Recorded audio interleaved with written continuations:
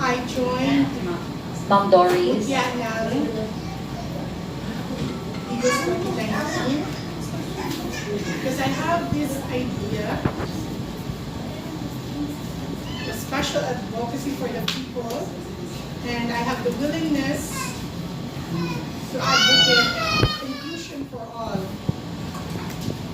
especially for the disabled, and I'm willing to help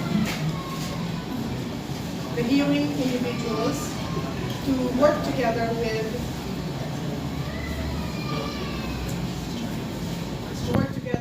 individuals with disabilities. And I would like to say that I dream and I want to show that the deaf people can do anything. Thank you.